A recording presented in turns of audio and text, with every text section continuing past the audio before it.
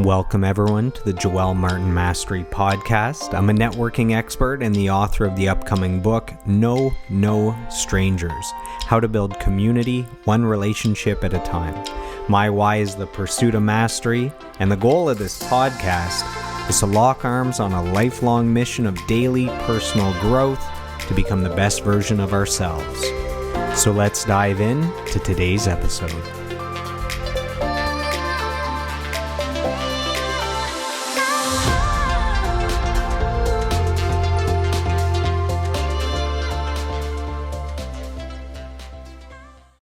Welcome, everyone, to today's episode of the podcast. Our special guest is a healing arts and holistic health practitioner. Please help me welcome to the podcast our special guest, Mr. Angelito Marcos. Angelito, how are you doing, brother? How are you doing today? I was just out for a long walk listening to some Jordan Peterson, some new music. I'm feeling great. How are you doing today? What's going on? I'm doing well, brother. I actually just did much of the same. I was just listening to some music and I went for a walk in the neighborhood and right by the river. But I'm feeling good, man. Feeling good, brother.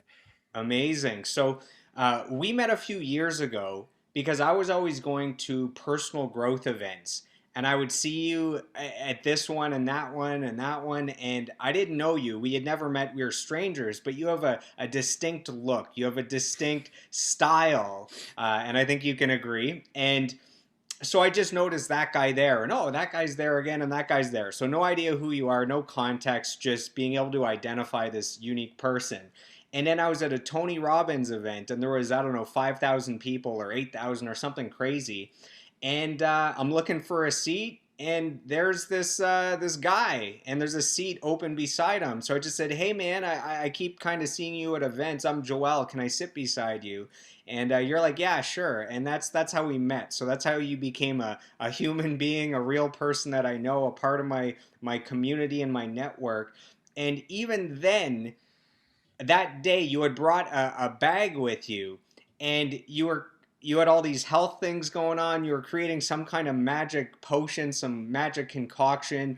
It was some liquids and powders and this and herbs, and I don't know what it was, but what my understanding is you were creating some magic potion that would give you exactly what your body needed to get through the rest of the day. So I don't know if that's how you remember it. I don't know if I made up that entire story, but that's how I remember connecting with you. Yeah, no, that sounds about right. I'm infamous for pretty much bringing my goodies, and whether it be my lunch or my special elixirs, especially doing those type of events where it's full on for a couple of days. So yeah, that sounds about right.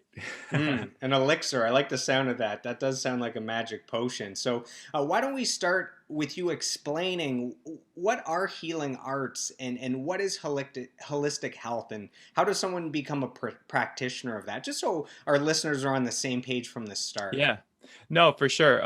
Healing arts and being a holistic health practitioner, I look at it as one who is pretty much serving people using not only just something like nutrition, because I am a holistic nutrition as a certification and something I went to school for, and a holistic lifestyle coach on the Czech Institute, but it's someone who's really looking at a human being holistically from a mind, body, spirit approach. And that includes all things like diet, nutrition, movement, mindset, happiness. So it really encompasses, embodies all aspects of one's life, right? Mm. Yeah. And where did this health journey start? I mean, people aren't generally just born growing up healthy. There's either an influence from a parent, or there's like a life experience that turns you in that direction. How did you get turned on to health and these things? Yeah, for sure. It's definitely a career path that I didn't choose in a sense.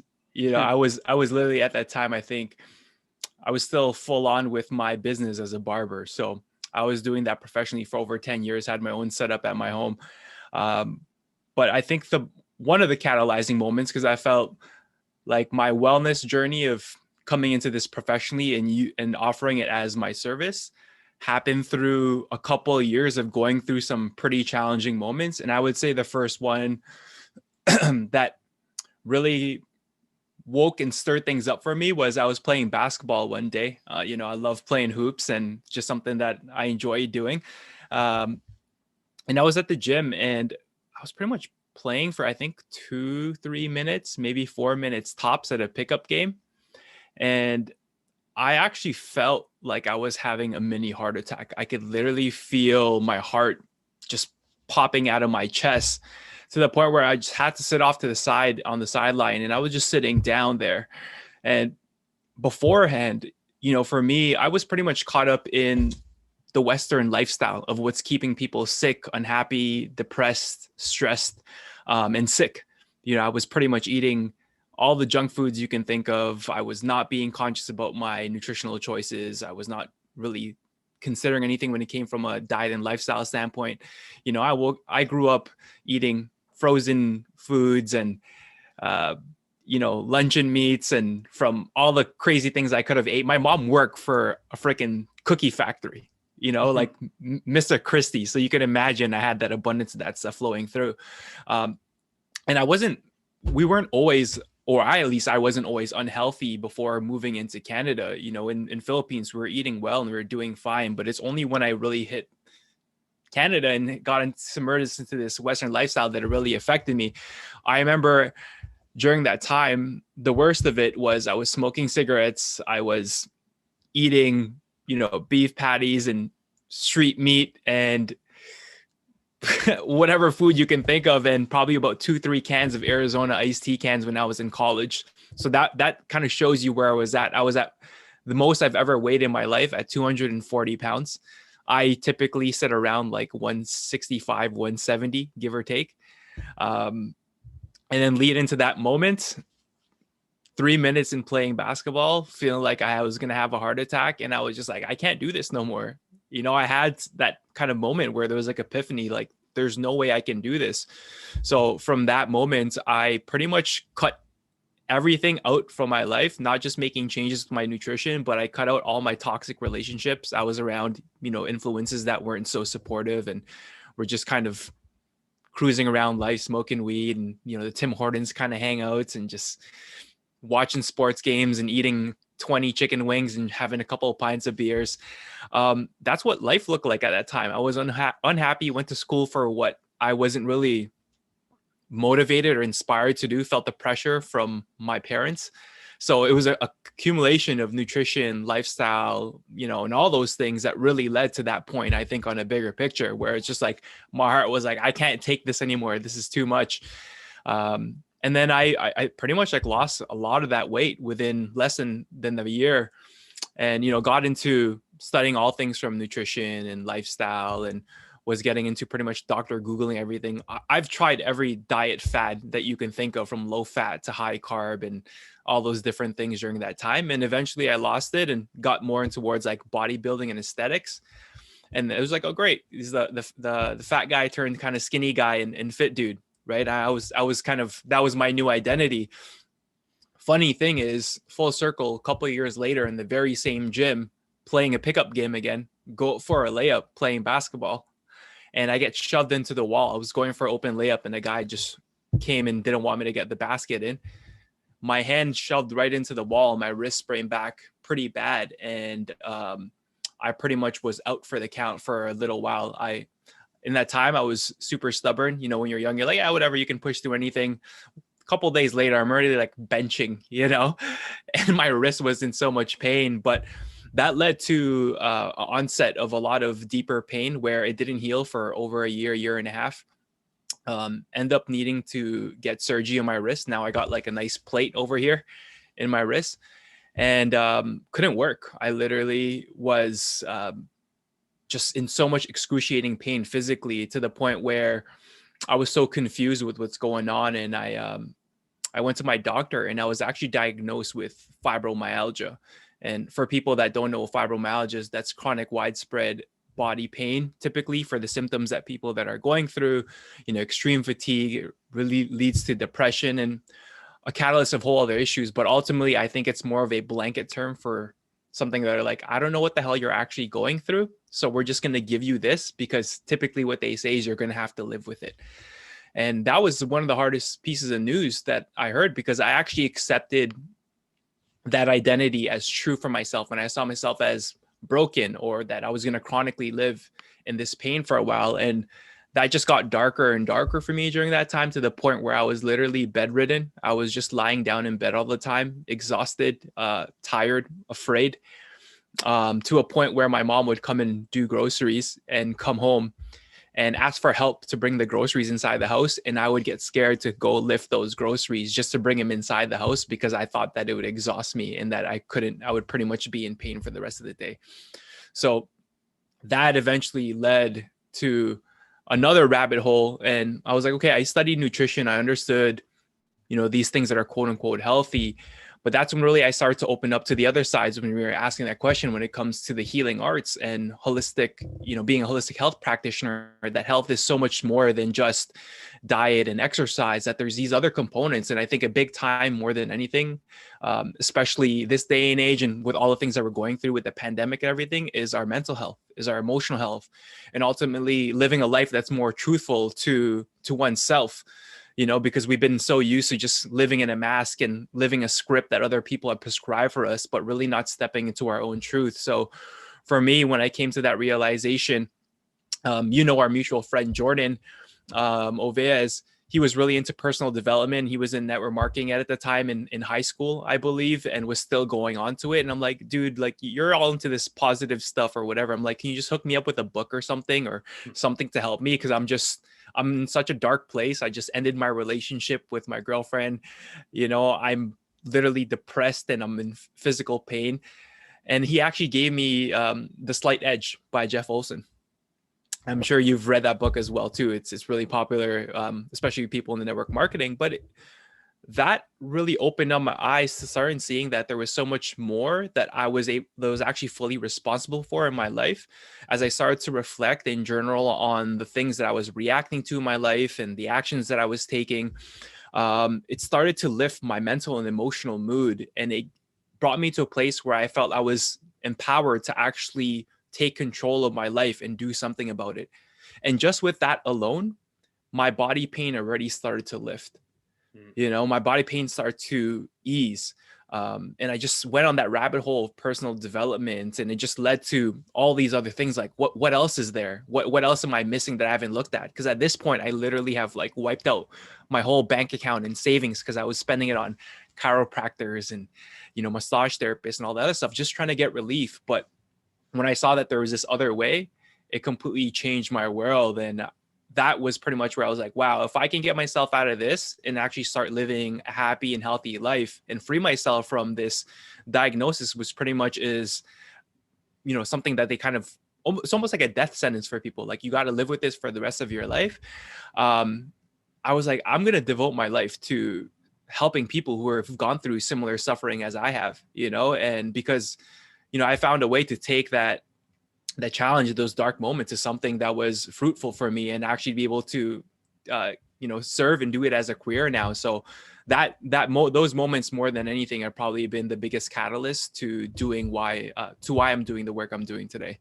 And when you moved from the Philippines to Canada and you gained all that weight, what did that weight gain do to your energy levels, your self-esteem, the way you looked at the world? How did that change you?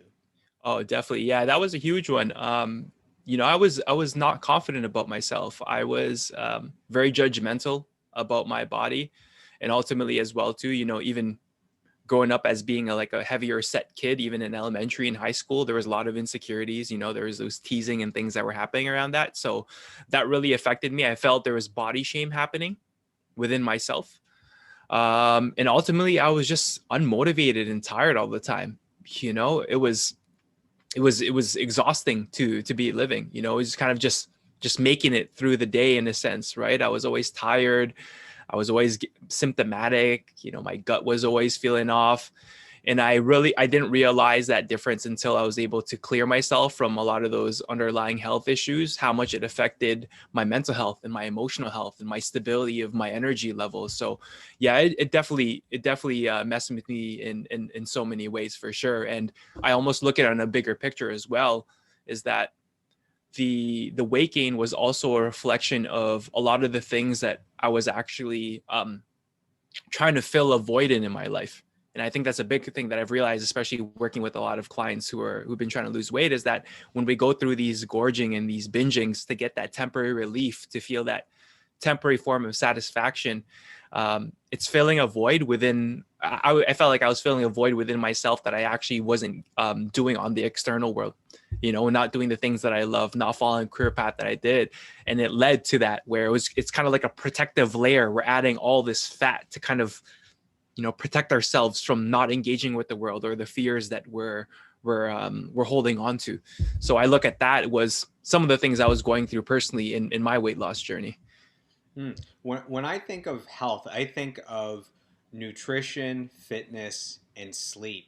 Um, what do you think is the balance when it comes to weight loss and getting in better shape? What do you think is the balance between your fitness and nutrition? Is it like 70% nutrition and 30% fitness that is going to help you to lose the weight and get in better shape? Is it a different balance? That's just the way I look at it. Yeah, no, definitely. And I think you mentioned there was like a few pillars that you said was diet, nutrition, and movement. I look at those are probably like three of the main pillars. But the one way I like to educate my clients to simplify the process is I call them the four doctors, which I've learned from my teacher, Paul Chek. And he talks about Dr. Diet, Dr. Movement, Dr. Happiness, and Dr. Quiet, right? So I don't know if I said Dr. Quiet there, but it's Dr. Movement, Dr. Happiness. Yeah. So those four pillars over there, I feel like create that full equation of holistic health and taking care of all those things on a greater scope. Um, for most people, of course, we think about diet and movement as the pillars for weight loss. But for me, based on my personal experience with what I gone through when I lost my weight, and also was just helping all these clients that I've worked with in the past few years, is I feel like diet is probably one of the biggest aspects that people can focus on before going hard on the exercise side of things. I've seen so many of my clients just lose tons of weight with just really dialing down the nutrition on that level. And then ultimately what happened is as they started to balance their energy, their mood, and started to lose weight, it was easier for them to actually exercise more consistently with also greater energy, as opposed to just how I feel like sometimes the exercise becomes like a crutch that people lean on, where they start to abuse themselves and they're just like, I gotta walk this many miles, or I gotta run this many times, and I got to exercise every single day. And that actually causes more stress on these people as well too, and can be actually quite damaging to them. So there definitely has to be that fine balance. But I find sometimes, for the most part, if people can learn to just focus on finding a diet that works best for them, and the simplicity of just eating real food to start off with, can do wonders, and then actually ultimately lead to sustaining greater energy levels to do more exercise to accompany that journey. And how important is getting a good night's sleep? Like, what is going on overnight during that sleep process that helps to, recover your body from all the damage you're doing to it? You know, is there a certain amount of sleep that's recommended? You normally hear about 7 to 8 hours or 6 to 8 hours. What are your thoughts on that? Yeah, it's definitely probably one of the key pillars more than anything, especially in this society. I feel like we're on this kind of hustle, grind, push it. People are actually bigging people up for like, I only sleep for 5, 6 hours, like it's a trophy or something to be proud of. But as I kind of seen many of those type of people behind the scenes from a clinical standpoint, there's a lot of imbalances that are going on with these people, and sleep is so essential for every area of our life. For our for you're asking questions around weight loss, for sure that's going to be a big part, because we're going to be super exhausted and our cortisol levels are going to be rising through the roof and keep us more in a fat storage type of standpoint. um, when we're out of our circadian rhythm, that's going to be huge. And I think that's something people could look in a little bit more deeply, is following the natural cycles of when the sun sets and also when the sun rises, and trying to sleep based on those principles, because there is a specific window of repair that's happening during the night. And if we're missing those hours, it's going to affect our mental health. It's going to affect our physical health. For example, the 10 to 2 mark, um, I believe that's a big part when it comes to, I could have this I could have this twisted around right now. It's kind of messing with me right now, but it's either I think the 10 to 2 o'clock is when physical repair is happening. And then after, from around that 2 to 4, 2 to 5 ish, 2 to 6 mark there, that's when a lot of the mental and neurological repair is happening in the body. So could you imagine that you're not getting those full healing mechanisms turned on during the evening time?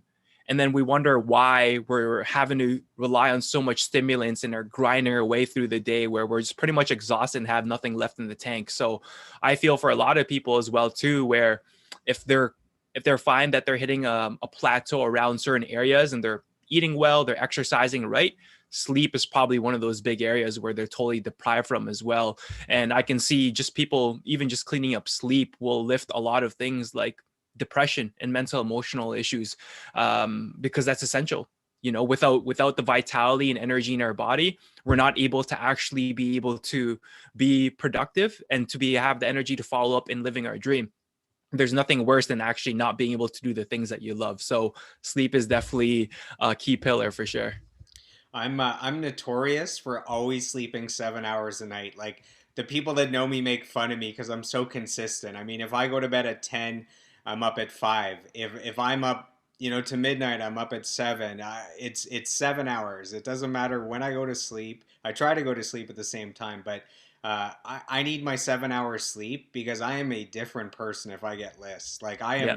I have no ambition. I have no energy. I'm easily irritable. Mm-hmm. I'm moody. It's pretty bad. But I guess the awareness, at least, that I turn into a werewolf. I know that happens. So that helps me to get at least the 7 hours every night. Um, After all these years where you've been on this health journey, from when you gained the weight to when now, that's what you do for a living. You help a lot of people to live a healthy lifestyle. Does that come naturally to you now, or is that still something that you have to consciously um, think about and say, today I'm going to go for a walk, today I'm going to eat healthy, or is that just who you've become, or is it still a decision you have to keep making? Yeah, no, it's a great question. I would say both. There's definitely a level of unconsciousness around a lot of the healthy ways of doing it because I pretty much have been devoted to this path for over a decade now. So there is that definitely where there's effortless around certain things because it's just kind of automatic choices that I would do that I know that fill me up. But there still is a high level of consciousness that I do have to take every single day to be able to continue to sustain that healthy living and rhythm that I obviously set a standard for myself. Just because I think this is also something that everyone should take a look at is that there's no right or wrong around this, especially too now that health and wellness is such a big fad. There seems to be these gold standards that there's the only way of doing things. And if you're not doing that, then it's just like you're not living well, or you're not following what everyone else is doing. But health is like nature, right? We are a part of nature. We are a reflection of the different changes of the season and the rhythms of the weather, and how the trees fruit, and then how they shed, and then how it becomes winter. I think we're a part of that as well too, because really based on where we are in any stage of life, those four doctors that I was telling you about with diet, movement, rest, and happiness are always evolving and changing. So I think it always comes back towards the one part that's driving all those factors is, what is our North Star? What is the vision that we're actually wanting to make manifest in our life? And to actually live that vision in the fullest expression, what do we need to do from a nutrition, movement, rest, and also happiness standpoint to be able to support that?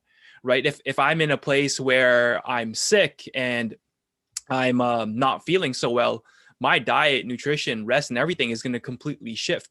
Right? So for me, it's a big part to make sure every single morning when I go through my practices, I always try to find that time for stillness to be able to tune in and kind of scan my body and just get a general feeling and essence of how I'm feeling energetically that day. Because before I used to be so strict and regimented around people like, I got to do this, I got to do that. And there's some of those things for me that are absolutes that I still do. But then now I feel like there's an intuitive sense around it, because after trying so many different things, I'm like, oh, you know what? I actually don't need to exercise as hard today, even though it was on my schedule. I need to change that. I feel like I didn't get as much rest. I feel like I'm just a little bit more sensitive today. Maybe I feel a little bit anxious. Maybe I do need to just be more yin with my practices, right? There's like kind of the polarities and dynamics of being able to move in and out of a slower pace of things, and also a little bit more um like more masculine side of things where you're just kind of hitting it a little bit harder. So based on that, I always try to make those adjustments. So it does take a lot of conscious effort, but those slight tweaks are kind of the make it or break it of how well I can experience my day, right? The four doctors, one of them you said is Doctor Quiet. Is that correct? Yeah. Doctor Quiet. So is that meditation? Is that yoga? Is that sleep? What is the Doctor Quiet side of those? Yeah, Dr. Quiet, I look at definitely as rest. So it's a part of sleep, but I also look at it as quiet time as well too. Is how much time do we need to be alone? How much time do we need to be more still in silence? Because I think everyone has, again, such unique needs. For me personally, some people may see me as happy, outgoing, and go lucky, and out there and being super social. But at the end of the day, I'm actually a big time hermit. I love being on my own, and I require a lot of quiet time. And also, given my natural personality, I'm a Virgo, and I'm very logical, and I like thinking, and I'm very reflective, and I really take my time with regards to making my choices. So when I create my values around my Dr. Quiet, I know I need this much time at least first thing in the morning, or to have little breaks in between midday, or some time to reflect and be more still and quiet at nighttime. And I know, for example, even from a rest standpoint, where it's like on a typical day where I'm just usual, I'm not pushing too hard or anything, 7 to 8 hours. Typically, I'm an 8 hour sleeper, and that's good for me. But I notice sometimes where I'm training super hard and I'm just physically just using my body more, I can sleep sometimes for 9 hours. So I know that is my value set and what works best for me. And then now there's no guilt around that, because then when we become, the orchestrators of our reality and how we schedule ourselves, it's good to take in consideration about these things. Like, wow, I'm gonna go super hard in the gym today, and I'm gonna go maybe hoop later with some friends, and I know for sure that's gonna be a 9 hour day. So those are some of the things that I look at as Dr. Quiet for me personally, and how I live it. It's surprising. You said, with your personality, you're actually kind of a hermit and you need your alone time. And I talk to a lot of amazing people, and it's funny. A lot of them tell me the same thing, where I see them as super outgoing, super social, and kind of a remarkable amount of them tell me that, oh, I'm not actually an extrovert, I'm an introvert, and oh, I actually I need a lot of alone time. Actually, I feel like I've become that more and more. Back in the day, it was like party animal, life of the party, events, all that stuff. And I feel like as I get older, I'm more of the moving from extrovert to introvert. But I just talked to a few people the other day, and same thing. They said, "Well, I'm actually an introvert." I'm like, "What? There's no way you're an introvert." And it's kind of surprising. You mentioned about your mornings. So, do you have a certain daily method of operation, things that you kind of need to do every day, and do you have a morning routine that is kind of your foundation that sets the tone for the day ahead? There's a term that's like, if you can conquer your morning, you can conquer your life, something Yeah. like that. Absolutely, and I agree with that statement as well too, because I always feel the best of days really start on the foundation that is set there. To really feel fully nourished in all ways, from a mental, emotional, physical standpoint. Again, in those four key pillars, if I can really ground into that every morning, for me, even if the days don't go as planned, I feel like I'm also ready to take on those unexpected challenges as well too, because I feel I'm a lot more grounded and balanced and ready to take on the unknown, right? And I think it's good to be living in a little bit in the unknown as well too, and find comfort in that as well, because we're also in a society where everything needs to be so perfect and fit and get the to-do list done and knock it off, and that's where people find their sense of achievement. But yeah, for me, for sure, I can tell you to a T what my morning routine looks like right now. Right when I get up in the morning, and I typically, do brush my teeth. I'll do my tongue scraping, and relieve myself from the washroom. Of course, drinking water right away is really important for me, just to get the organs and the internal system activated. Um, and then I also, from a supplement standpoint, I actually like taking things like vitamin C, liposomal vitamin C, glutathione. I also take some sort of minerals as well too, and especially during this time in winter, I'm taking some vitamin D. Um, Given that I'm also a islander and have higher melanin skin, that I do like to supplement with this time. But some of the key foundations that I do first thing in the morning is definitely some sort of journaling that I like to do. Just get my thoughts down, whether it be just setting intentions for the day, or maybe sometimes I wake up and we have some stinking thinking that pops up and the mind's super busy. So just to kind of be able to release that and get that out on paper and just to clear it. Um, and then the one thing I probably haven't missed a day, and I can't remember the last time I haven't done it, is right when I wake up in the morning. And once I get going, as I go outside, I go for my walk, and I always go towards the river by my side, and there's by my house, and there's a forest over there. And it doesn't matter if I'm here or anywhere else. I always try to find a patch of nature, and I'm always doing my qigong practice, which is mixed with things like breath work. And it can lead into a little bit of movement, stretching, and just really activating my body.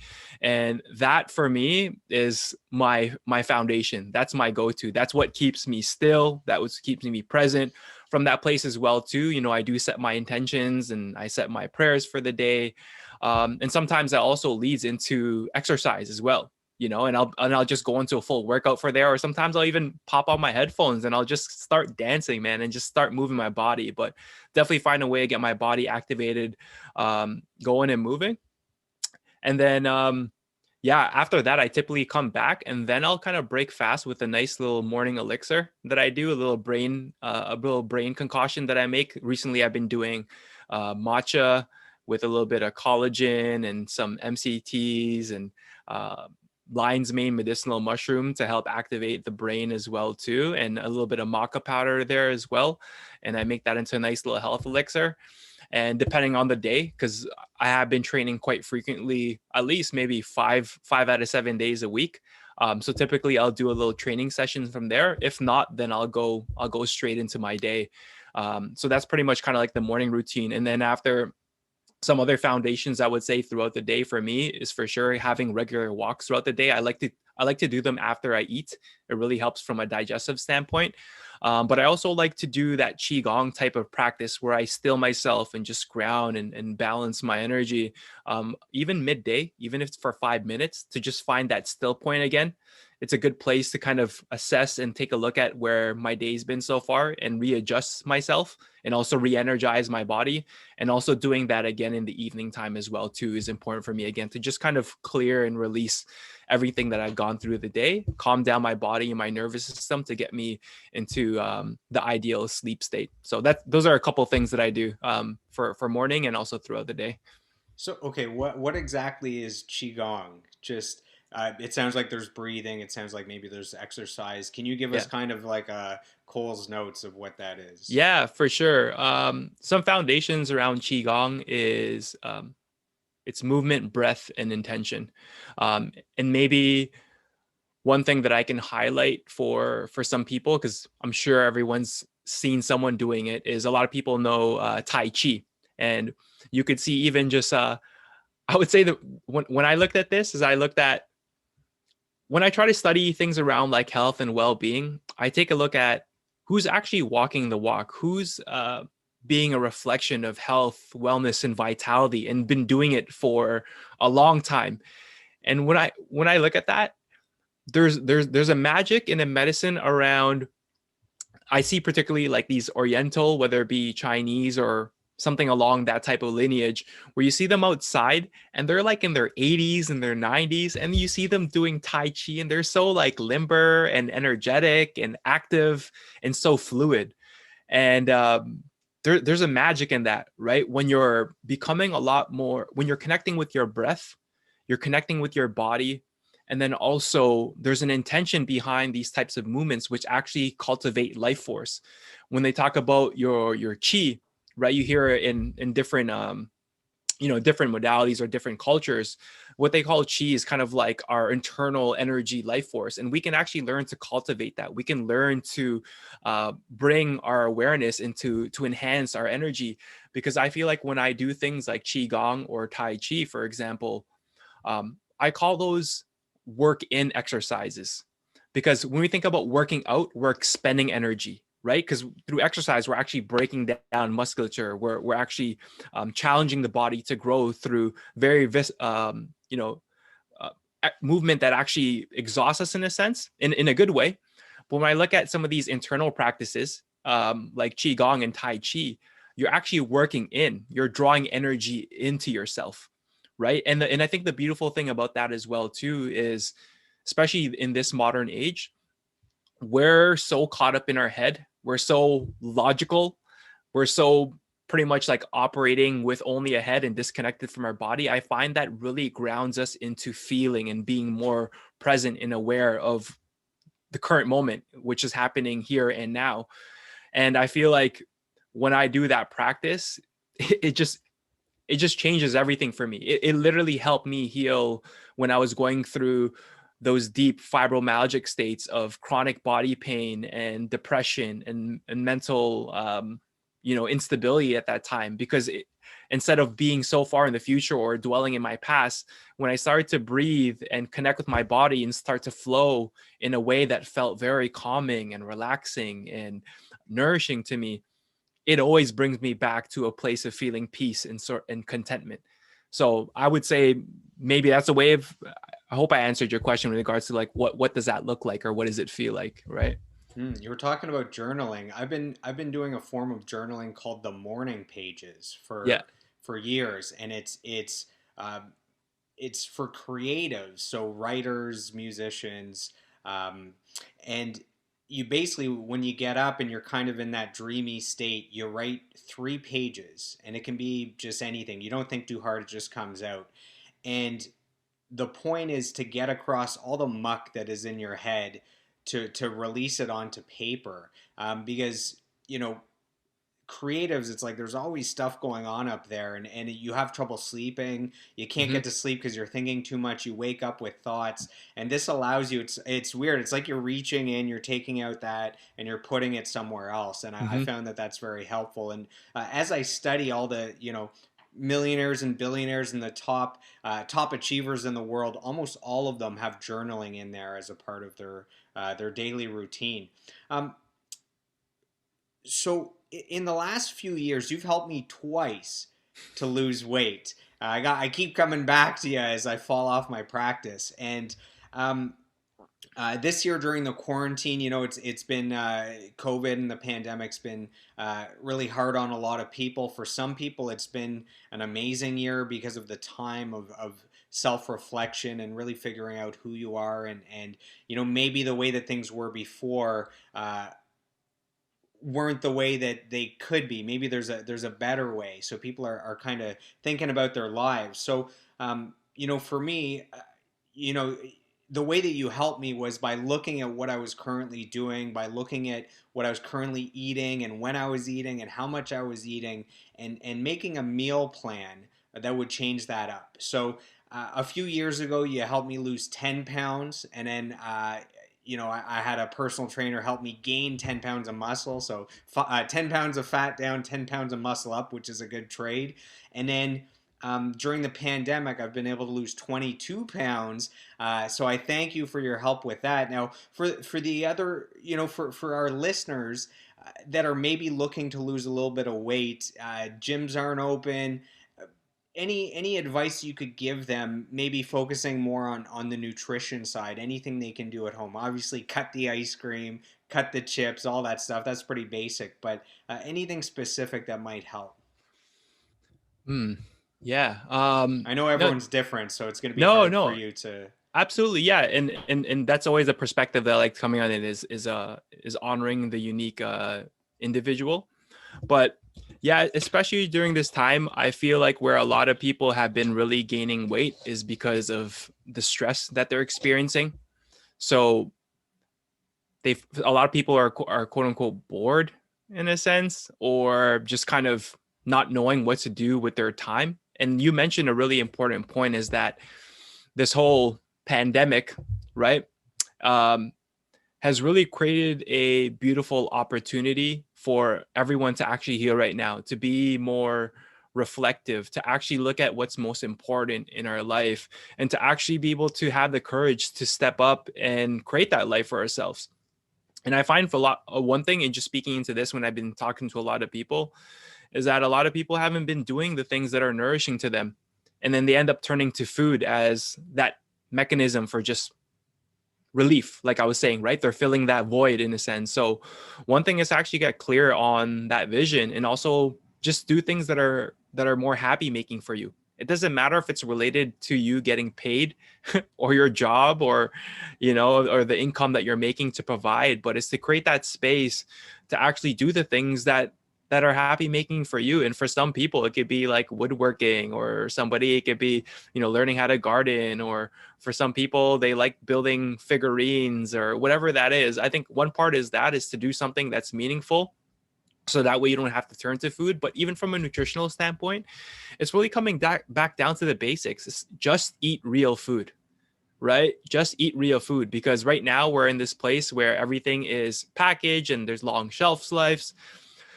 On the most basic core, a lot of people will start losing weight already if they just started eating real food, what grows from the earth and what is alive, right? And eating it as fresh as possible. I, But I, I heard a yeah, tip once that yeah.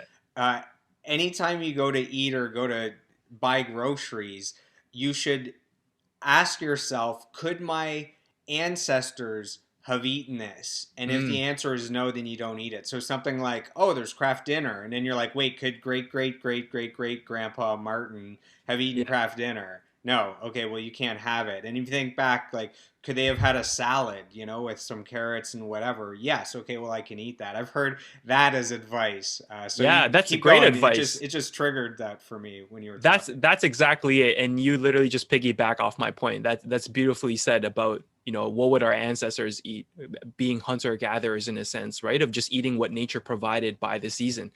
And that's another important point as well too. And I was talking about the intuitive nature and flexibility that we should have, is that I find, especially if you're not as active during this time. And for example, being here in Ontario in winter, do you see pineapples and mangoes growing everywhere? You know what I mean? Right. But we obviously are in this place where just because we have access, it doesn't mean we should consume it. Access does not mean consumption. Right. So for one, if you're not moving as much, of course, if you're eating tons of sugar and you're loading your body with tons of carbohydrates, and you're not moving, that's a perfect recipe for weight gain, right? So that in its simple nature, of course, being mindful of how much are we consuming, because even with the nutrition fads and stuff like that, there's all these smoothie bowls and all these like smoothie bowls, or pretty much smoothies in general, and people are like going vegan, vegetarian, blah blah blah, etc. But they're just still loading their body with bunch of sugars. And also even the gluten-free craze, or all these things that are healthier, which are advertised to you as a new health product, they're still kind of taking that junk food and making a healthier version, but you're still loading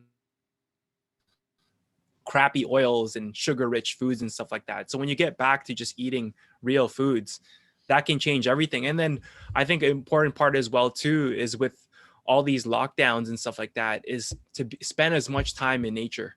We if we're not connected as with people as much physically, just try to get as out in nature as much as possible. It doesn't matter how cold it is. Maybe if you were here in Ontario, add some extra layers and get out there and leave without your cell phone, right? No electronics, just be with nature, enjoy what it feels like to have that quietude, to just calm and relax things down. Because right now everyone is getting stressed the hell out. TV, the news, and the endless articles are causing and instilling so much fear into people that that's raising their stress levels and their cortisol levels alone, which also keep people in a fat storage place. And then also because of that, you're also going to be craving a lot more sugar, sweets, and are going to want to eat more frequently. So managing our stress levels is going to be important, just as important as well too. Because, and I've shared this with you, Joel. Typically, especially if you're storing a lot of weight, especially around like the abdomen area, that's a strong sign of high cortisol levels that are flowing through your body as well. So I would say that's probably one of the best parts. And then if you're really struggling more than anything, because obviously you've tried different diets and stuff like that, be to stay open. There's no one right, wrong, or one right solution. There's paleo, there's keto, there's vegan, vegetarian, low carb, high carb. You have to learn what's right for your physiology. So it's really a trial and error. But get out of the mind and come back into the body, because the results speak, right? Like that famous quote that Dr. Phil always shares. It's like, how's that working for you? You know, how's that working for you, right? People say this is the way, this is how it needs to be done, but your body will give you direct feedback. When you eat something, do you feel balanced? Do you feel energized? Are you symptomatic? Are you bloating? Are you getting skin issues? Do you feel like you're tired and lethargic? Clearly what you're consuming is not supporting your physiology. So change that. Is it improving your sleep quality? Are you waking up energized? Are you seeing a reduction of weight in your body? Great, then stick with that. And if you start to have some hurdles around there, seek some change.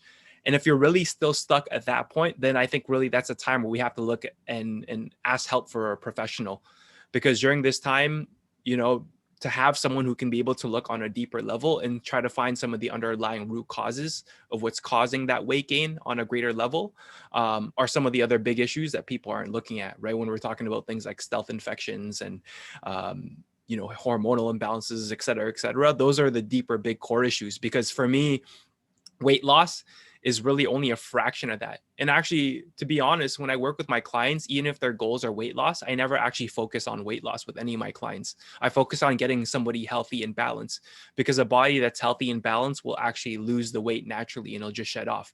So there's a reason your body is not metabolically processing that nutrition and that food, and it's holding on to it because there's something much more deeper that's out of balance. So it's really coming back to a place of homeostasis, because that's what our bodies are always striving for. And just like what nature's trying to do, it's always trying to find a place of balance. I I find that the times where I've gained the most weight is where I'm just kind of drifting, where I've lost my sense of purpose and my mission, and I'm in a place where I'm not super happy with my relationship or my friendships or my career or any of these things. And when in those moments during the day where it's like, okay, well, what could bring me satisfaction right now? And if you're having so much trouble with all those other areas of relationships or whatever, or career or any of those things, if those things seem so distant, so far away, where you'd have to do so much work to move in the right direction, to me, the answer was, what could bring me pleasure right away? Well, there's some chocolate peanut butter Haagen-Dazs in the freezer right now, and that is literally 11 seconds away from some pleasure. And I find that those were the times where I really gained weight, where I lost that sense of purpose. And without a sense of purpose, it's like, well, it doesn't matter if I gain weight. What does it matter? At least I get some one thing that's giving me pleasure right now, and maybe that's the sign of depression as well. But um, how important is having clarity of purpose and a mission to staying the course with your health? Yeah, no, it's definitely top of mind. Actually, it's what helps again drive all the other factors. I think when I was sharing with you, the one of the four pillars I say is Dr. Happiness, right? And related into being able to cultivate and align all those other doctors is comes back to vision. And I feel like that is what really creates and sustains long-term health and well-being, is because a lot of people, when they are inspired or motivated to lose weight, for example, because it seems to be the subject that we kind of been focusing on over here, is that their main motivation to do that is actually because of maybe a judgment that someone may have put on towards them, or there's a short-term goal that they need to fit in some sort of dress or something like that. And when I think about that, there's not much substance behind that. That's like a short-term win, you can say, but it's not going to create the long-term satisfaction. So I think purpose and vision is so much more important. And sometimes that's where I got to start with some people, because they've tried so many diets, they've tried so many weight loss plans, or they've worked with these other practitioners and said they haven't worked. They haven't looked on the deeper core levels to actually find what's most meaningful to them. For some people, you know, the biggest inspiration where they kind of lead to and drive to could be, hey, maybe you're a father, but one of your greatest dreams is to be a greater living reflection for your son, right? That you can teach them what it's like to be free, to be happy, to be healthy, you know, to be whole, to be creative. So that way, when you're starting your day, and then one exercise I get to do with my clients is that I actually have they have their 4 doctors that they have to write out with key action steps so they can actually follow through on those things. But the first part is the dream. And I ask them to read that part first thing every single morning so they never forget and lose track of why they're doing this. And without that North Star, again, we're going to get so lost in the over information and the different influences of other people. And then in the times when we're struggling and going through our greatest challenges, that's when we give up. We're like, forget it. One person eats a little bit of ice cream and then they pretty much eat the whole kitchen sink with it as well too. And it goes into that spiral. But if you can lean back and towards your greater why and that purpose that really drives you, that is what, you know, can truly sustain health on a greater level and actually inspire you to keep growing that, because you start to realize health is so much more than just, you know, and even the term health, what does that even mean for some people? What does it mean to be healthy? For me, I look at that as when you're healthy, you can actually just proactively do and live your dream without having to worry about, you know, if I'm capable of doing it or not, right? You can just go and act on it every single day. And if there's other things that are stopping you, then we know those are some of the causes that are stopping you from being able to sustain that. But if you know you have that driving factor and you just are, you feel that nutrition and that juice of energy, which is kind of fed from a soul level, so much beyond food, that can sustain you and move you towards living an inspired life, those people are automatically going to be a lot happier and healthier as well too, because you've even seen the reflection of some people who still eat a super junk type of diet, you know, or don't eat the healthiest or don't exercise as much, but still reflect even a higher level of health compared to the people that are so anal and regimented about doing things a certain way because they haven't taken care of the mental health and also they're living their personal dreams and visions. So it's definitely a foundation for me, and particularly in my the way I look at health and how I help my clients. It is a big part. The personal development mindset is so huge for being able to achieve those results. As an entrepreneur, I have hundreds of business partners, and every time I train someone new, like you, the very first thing we go over is their why. Why are they doing this? Because you're going to have good days and bad days. And the people that achieve tremendous success, they have a really powerful why that gets them out of bed in the morning. And every time they want to quit, they can think bigger than themselves and say, "No, no, this isn't for me. I'm doing this for my daughter or for whoever," and that gets them through it. So I think that's great that when it comes to health, that you're actually diving into the why with them, that casts a vision for them in their future. A little bit earlier, you mentioned a book. It's The Slight Edge, and you said that was Jeff Olson. Is that Yeah. correct? Yeah. Okay, so do you have any other books that you love that you recommend, whether it's personal growth, whether it's health, which is what we're talking about, or any personal favorite books? I know you're a big fan of Rumi. If there's maybe one, is it Rumi? Are we talking about Osho? Osho. Oh my God. Osho. Osho. You love Osho. So, is there a specific Osho book that you'd recommend? Everyone knows I'm a massive, massive reader. I read way too much and Yeah. Well, hours a day. So, any recommendations? Well, for book in staying in the subject as well too, since we're driving towards the subject of health, one foundational book that I feel like it would be great for everyone to have in their library is a book by Paul Chek, and it's called How to Eat, Move, and Be Healthy. And it's so solid. It's so solid in every way. Like I was speaking about those 4 doctors, it really shows the foundational blueprint when it comes to understanding health on that ground level. Because a lot of people, when they're thinking about health, they think they need to go through very extremes or what's new or biohacking. But even when I work through the protocols and the journeys with my clients before we do some deep, heavy detoxing and get to do all these heavy supplementation plans. It's about getting back to those basics around the diet, nutrition, movement, and our happiness. And I love that book because it even has questionnaires that you can use to assess yourself. Right? If we're not assessing and we're not bringing that awareness, we're always guessing with our health. So I love how it empowers the individual to be able to assess their where they're currently at. And then after, it shows you clear instructions of how you can actually take action in each of those key pillars. And then even shows you things like stretches and some qigong exercises. Like I told you, the work-in exercises. And it covers everything from sleep and circadian rhythm and all those other things. So that's a pretty good book, I would say, for a foundational health book. And since you brought in the subject with Osho, again, I'm going to relate it back to this health and wellness and the connection of mind and body. There's a book actually called Mind Body Connection or something around with Osho, and it's a really great book, and it goes in a little bit more philosophical and deeper levels around too, and some good things you can contemplate on just the miraculous vessel that we actually come with, this flesh suit, which we don't need to tell it how to turn an apple and break it down so it can become our blood in our brains and our muscles. And I love how that book was kind of bring a little bit more of these deeper spirited side to health and wellness. Mm.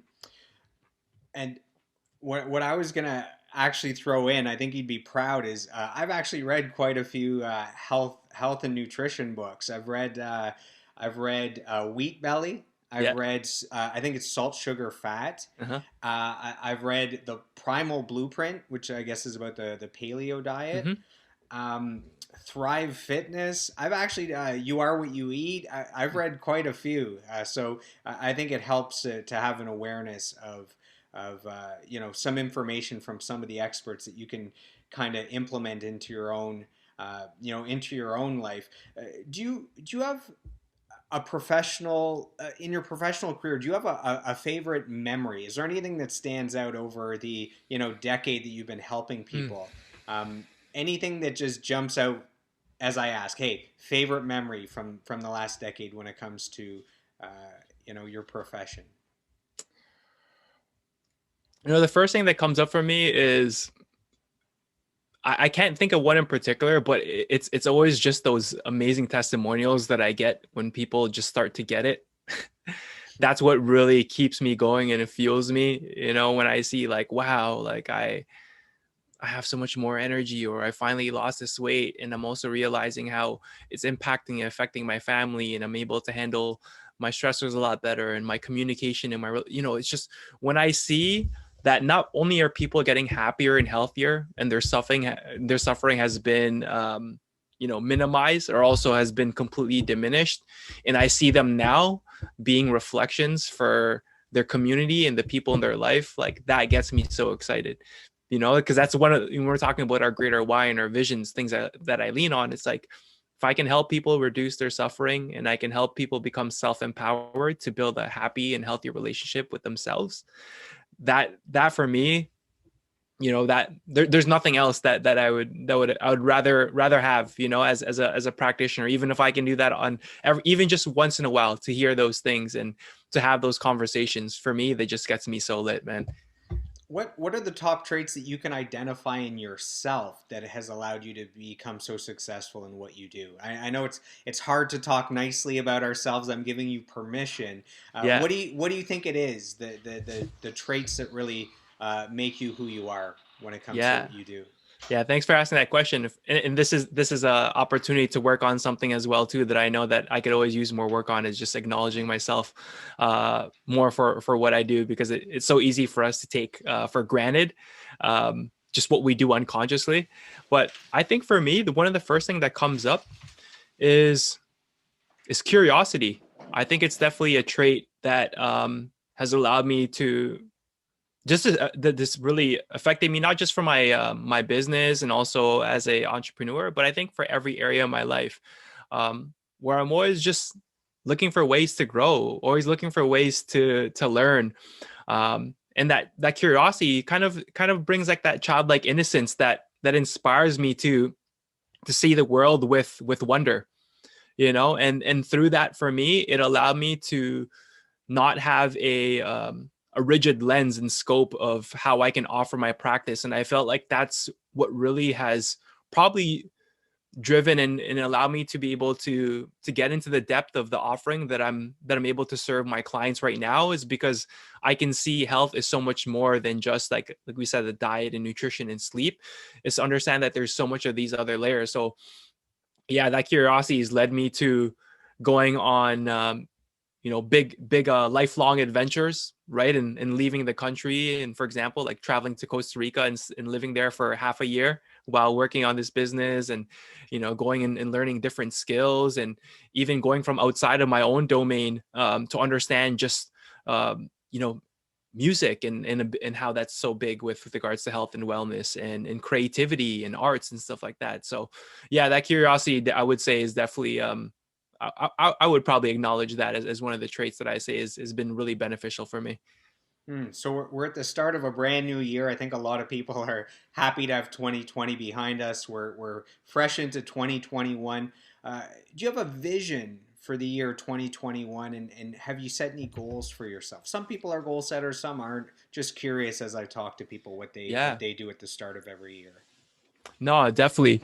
A big vision for me is to align, really to align more with the professionals and also entrepreneurs as well too. I've just noticed as of recent, it's something that I called into 2020, and it became pretty much the majority of the people that I've been serving. But for me, there's nothing more inspiring and exciting to be able to actually help those who are giving of themselves to other people. Because if it's just like, okay, I know I can help a lot of different people who are struggling with like weight loss and autoimmune issues or blah blah blah, etc., you name it. But for me, knowing that these people who come with such big hearts and are devoted to be able to pour themselves to make better lives for others is really exciting. So for me, yeah, that's a big part of my vision here, is like I'm really doing that heart call to be able to help more, people like yourself, who are entrepreneurs and professionals, who are there in service of other people. So that's a really big more. And then I do want to be able to streamline some of my processes and create some online courses as well, because I feel like with certain aspects with regards to the foundation of health, and even when I'm working with people at the most extreme cases and creating custom protocols for them, I'm still speaking a lot about these same key pillars, and people are still going through some of these foundational things when it comes to healing, and when it comes to cleansing, when it comes to optimizing their health and working a mindset. So I definitely want to start creating that course in the curriculum so I can offer that online in the future, so I can help a lot more people. So I'm not repeating the same thing over and over as well too. That's a big one for me. And another big one as well too is just going a lot more deeper in towards a lot of my creative outlets as well too.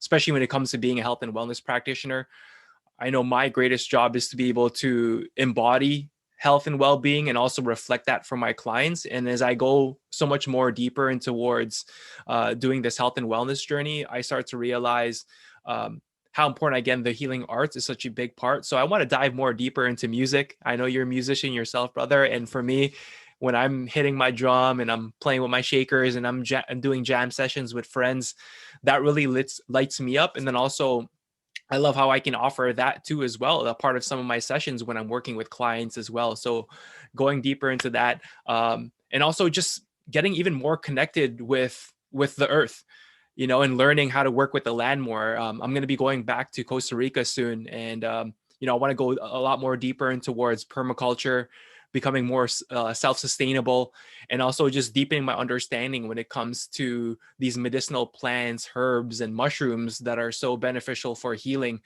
I've been working with a lot of amazing companies who've been formulating and making these products, which I use a part of my protocols.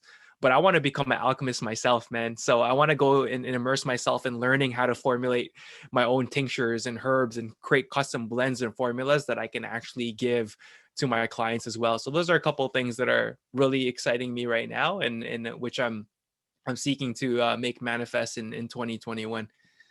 Mm. And as we wrap up the call, having 10 years now of experience and training and education and relationships, if you could go back in time to young, young Angelito just starting this journey, if you could whisper into that Angelito's ear some advice from current day's Angelito, what advice would you give that would help you get back to where you are? Mm. I like how I'm getting this question thrown back at me because I asked this question on my podcast as well too when I interview people. Hmm. First thing I would say is I love you, I see you, and I would say stay curious, man. Don't worry what society tells you. Don't worry about what people tell you need to be doing. Just follow your heart's calling and just figure out what makes you happy and keep doing that. Keep doing the things that really make you come alive, and don't worry about the how you're going to merge into making a career out of this or how it's going to sustain you and make money. Just keep doing these things, because eventually your joy and happiness will continue to carve mountains for yourself and for other people. So that's what's coming up for me right now, man. Awesome. And as we wrap up the call, for the listeners that just got an hour of goods from you, lots of golden nuggets, lots of great advice. For those that don't want this journey to end, they want to stay in touch, they want more information. Where can they find you online? Is there a website? Is there an Instagram or Facebook Yep. page? Where can they find you? For sure. I'll start with the social media. So Facebook, you can add me there. It's Angelito Marcos Jr. So it's spelled Angelito, Marcos, and then JR with a dot. So that's my Facebook. And then after my Instagram, I believe it's Angelito_Marcos. And then if you want to go on my personal website, learn more about some of my offerings and learn a little bit more about my story, you can go on thehigherpursuit.com. So that's just THEHIPER. The higher, oh, sorry, THEHIGHERPURSUIT, thehigherpursuit.com. Amazing. All right, Angelito, thank you so much for your time. I appreciate you, brother. Thank you for the support. Thanks for all the help over the years. You help get me back on track every time the wheels fall off, and I appreciate it. So thank you so much for the call here today. You're welcome, brother. It's an honor. Awesome. All right, guys, we'll see you on the next episode. Take care. I hope you've enjoyed today's episode, and I'd love to hear from you guys. My goal is to grow this podcast organically, where you're giving me feedback on topics you'd like me to cover and guests you'd like me to interview. You can reach out to me on Facebook, Instagram, and YouTube at Joel Martin Mastery. Joel is Joel, and on Twitter at Joel Mastery. So I am done. I am complete. I approve this message, and I'll see you on the next episode.